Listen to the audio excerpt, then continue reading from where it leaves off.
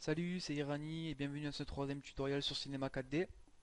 Donc aujourd'hui nous allons voir, donc c'est surtout pour les débutants, sur les paramètres de rendu et comment configurer celui-ci. Car par rapport au tutoriel numéro 2 que j'ai fait sur créer une intro là, ici, j'ai eu pas mal de questions sur le rendu parce que c'est vrai que j'ai fait un pass dans le tuto. Et ça me semblait logique mais apparemment beaucoup de personnes ont du mal. Donc j'ai fait un petit truc là, voilà, donc à la wall again quoi. J'ai fait une animation, donc on va dire que c'est votre intro. Voilà, donc de 60 images par seconde. 60 images en tout pour 30 images par seconde. Donc l'intro dure 2 secondes. Donc qu'est-ce que je dois faire? Donc tout d'abord on va commencer par paramétrer le rendu. Donc vous cliquez ici. Alors dans généralité vous devez rien toucher. Ensuite dans sortie, ben là après c'est là ici c'est la configuration donc de la résolution et du rendu. Donc ici vous rentrez votre résolution. Donc pour moi c'est 1280 par 720. Après, vous mettez celle que vous voulez, en sachant que pour ceux qui connaissent vraiment pas, le 1280 par 720, on va dire que c'est la résolution de base la plus utilisée, qui est la résolution HD. Puis après, si vous voulez, vous pouvez mettre une résolution plus haute, donc comme par exemple le Full HD, avec le 1920 par 1080. Donc voilà, aussi ici, au niveau d'ici là, vous avez des paramètres prédéfinis. Vous voyez, 1080, ouais, il fait directement la résolution, les images par seconde, tout ça. Donc je fais un CTRL Z, je vais revenir comme c'était avant. Donc voilà. Donc tout ça là, vous touchez à rien. Vitesse de défilement, donc 30 images par seconde, c'est bon. Donc là après vous mettez ce que vous voulez, 25, 30, 40, 60, même si le mieux c'est 30. Et là ici, vous allez cliquer sur toutes les images. Donc en fait, Cinema 4D va faire le rendu de l'image 1 à l'image 60. Donc c'est ce que je veux. Ensuite, donc l'enregistrement. Donc ça là. Donc on va commencer tout d'abord par créer un dossier dans notre bureau. On va mettre rendu, c'est 4D.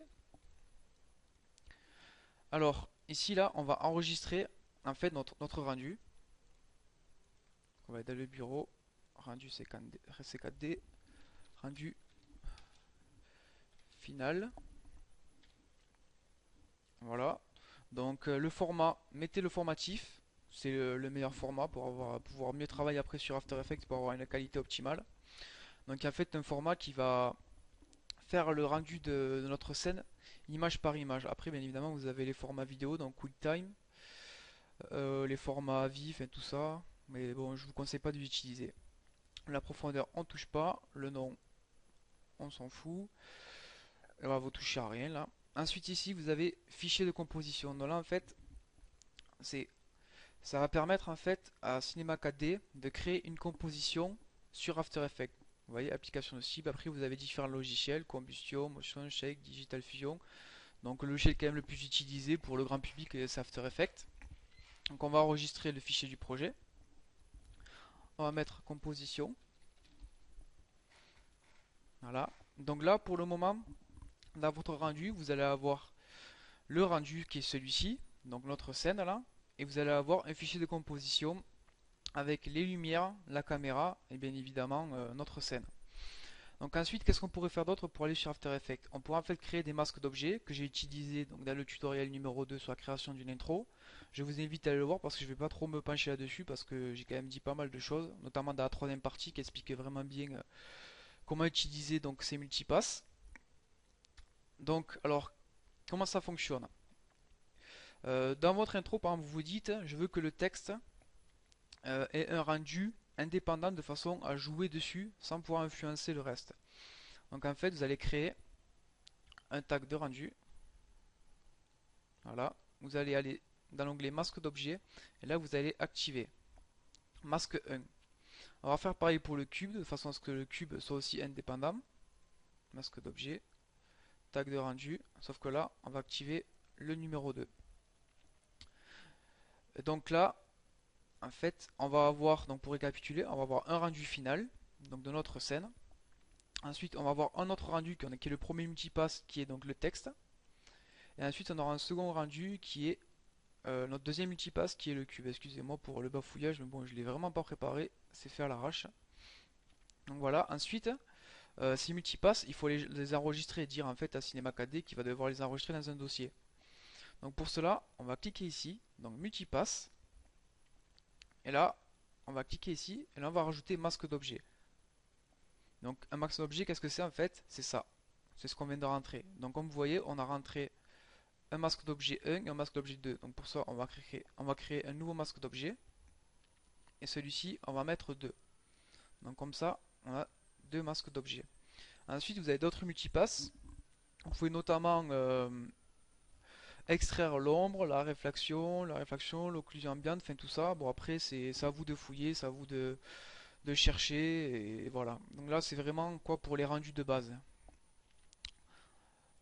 Ensuite, il nous reste une chose, c'est qu'il faut enregistrer ce multipass. Donc vous voyez, donc dans l'enregistrement, il y a une nouvelle fenêtre qui est apparue, donc l'image multipass. Et là, vous allez toujours aller dans votre dossier rendu C4D et vous allez créer votre rendu que vous allez nommer multipass. Voilà, donc là c'est bon. Notre, notre rendu est paramétré, que j'ai rien oublié. Bon, bien évidemment, après vous pouvez rajouter donc l'occlusion ambiante ou l'élimination globale. Donc ça après c'est vous qui voyez pour votre projet. Ça vous le verrez vous reverrez dans le tuto numéro 2 que j'ai fait. Donc voilà, ensuite, une fois que c'est fini, vous allez cliquer ici. Et là, vous voyez, ça va lancer le rendu. Vous voyez, image 1 finie, image 2 finie, image 3 finie, etc., etc. Là, il vous marque la résolution 1280 par 720, donc c'est bien ce que j'ai marqué dans mon rendu. Donc là, le rendu quand même est assez rapide puisque c'est une intro quand même, on va dire, qui est super moche et qui a pas énormément de travail dessus, donc il n'y a pas énormément de calcul pour Cinema 4D. Mais ne vous inquiétez pas si vous avez des intros qui sont assez lourdes et qui peuvent donner bien une bonne nuit de rendu, c'est normal, ne vous inquiétez pas. Là, vous voyez, mon rendu est fini, les 60 images ont été rendues, donc vous voyez, on peut cliquer dessus, chacune, pour voir l'évolution de la scène. Donc une fois qu'on a fini ça, on va aller dans le dossier rendu, et là, vous voyez, tout ce qu'on a enregistré tout à l'heure, ça c'est mis. Donc la composition sur After Effects, les multipass, donc le numéro 1, le multipass numéro 2, et ainsi aussi, et pour finir, donc notre rendu de base, quoi. Donc, comme vous voyez, quand j'avance image par image, donc notre scène est classique. Donc une fois que vous avez ça, il va falloir l'importer sur After Effects. Et là aussi j'ai eu pas mal de questions, c'est comment on fait. Donc vous allez avoir besoin tout d'abord d'un plugin qui est celui-ci que vous trouvez donc, sur le site de Maxon. Je vous donnerai la page sur la description euh, du tuto. Donc ici en fait vous devez télécharger le plugin adéquat, donc suivant votre système d'exploitation et suivant votre version d'After Effects. Ou deuxième solution, dans des versions de Cinema 4D, par exemple je l'ai. Si je vais dans les programmes files, euh, alors il est où? Maxon. Là vous voyez ici, ils ont donné un dossier Exchange Plugin. Et là à l'intérieur se situe le plugin. Vous voyez, on va sur After Effects, Windows. Donc moi c'est la version CS4. Et là vous voyez il y a déjà le plugin. Donc si vous ne l'avez pas, dans le dossier de Maxon, ben, vous pouvez toujours le récupérer donc, sur le site. Donc voilà. Ah oui, après, qu'est-ce qu'on en fait de ce plugin? Donc on va le mettre dans notre dossier After Effects. Donc pour moi c'est le disque D, programme file, hop, Adobe, Adobe, oh là là, Adobe After Effects, support file, plugin, et là vous le mettez à l'intérieur. Donc vous voyez, moi je l'ai déjà mis. Donc là, grâce à ce plugin, After Effects va pouvoir ouvrir le fichier de composition créé par Cinema 4D. Donc on va retourner dans le rendu, et là on va cliquer sur la composition. Donc vous faites clic droit, ouvrir avec, et vous choisissez After Effects. Donc je clique. Le rendu va s'ouvrir. En attendant que ça s'ouvre, je réfléchis si je vous ai bien tout dit. Non, c'est bon, je vous ai tout dit. Bon, après, bien évidemment, chaque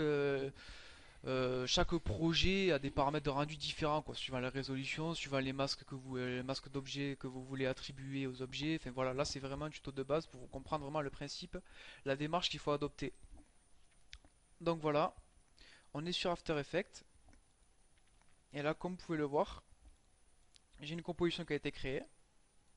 Donc avec ma scène. Vous voyez la scène entière. avec la caméra et la lumière. Donc au niveau de la caméra, à quoi ça sert? Ben, après, bon, je vais pas rentrer là-dedans, c'est après à vous de découvrir, ou à d'autres tutos, pour savoir l'utilité d'avoir les coordonnées de la caméra, notamment par exemple pour installer des flares en 3D, tout ça. Enfin, on va pas rentrer là-dedans, puisque le but de notre topic, hein, c'est le rendu. Et donc là, ensuite, vous avez bien évidemment votre rendu en TIFF, donc votre scène. Donc comme vous pouvez le voir, After Effects a rassemblé toutes les images, de votre rendu pour en faire une séquence vidéo. Voilà, donc là par contre j'ai un petit problème parce que d'habitude lorsque vous ouvrez le fichier de composition, vous avez aussi donc les multipasses qui s'ouvrent. Donc c'est pas grave, on va les ouvrir manuellement. Donc comme ça vous saurez le faire pour la prochaine. On va créer un nouveau dossier, vous allez mettre multipasse. C'est vraiment bizarre, d'habitude il les ouvre directement. Je sais pas pourquoi, enfin bref. Là vous allez dans nouveau de importer fichier, fichier. Voilà, et là vous avez multipasse 1, la séquence Photoshop. Là vous cliquez sur ça. Je sais pas s'il est cliqué par, s'il est déjà coché par défaut. Là vous faites ouvrir. Et là vous voyez, il a rassemblé toutes les images du multipass 1. On va faire de même pour notre multipass 2. Hop, donc multipass 1 on l'a déjà fait. Hop, multipass 2. Prenez la première image. Vous voyez bien à ce que le séquence Photoshop soit coché. Vous faites ouvrir. Et là, voilà, on va mettre ces deux multipasses dans notre dossier. Et voilà. Après, à partir de là, vous pouvez travailler. Vous voyez? Ça a bien coupé mon cube et mon texte par rapport à ma scène que j'avais de base. Donc voilà à quoi ça sert multipass. Donc après, comme je vous l'ai dit, vous pouvez couper aussi, enfin cutter en anglais, les ombres, la réflexion, enfin tout ce que vous voulez. Et après, pour ce qui est le fonctionnement du multipass, je vous invite à aller voir le tutoriel numéro 2, parce que je vais pas tout expliquer. Et puis voilà, donc je crois que j'ai tout dit. Donc après, si vous avez d'autres questions, n'hésitez pas à me les poser. Je suis désolé pour la qualité de ce tuto qui est quand même, on va dire, pas très bon puisque je ne l'ai pas préparé par rapport aux autres. Donc j'ai fait ça à l'improviste et je m'aperçois que c'est pas terrible dans l'improviste, dans les prochains. Je les préparerai, donc je vous créerai de nouvelles intros qui sont plutôt sympas. Donc j'ai eu quelques idées là. Après, il faut que je les finalise, il faut que je les crée, puis après que je les prépare et que je vous les fasse diffuser sur YouTube. Donc voilà, merci d'avoir regardé ce tuto et à la prochaine. Ciao ciao.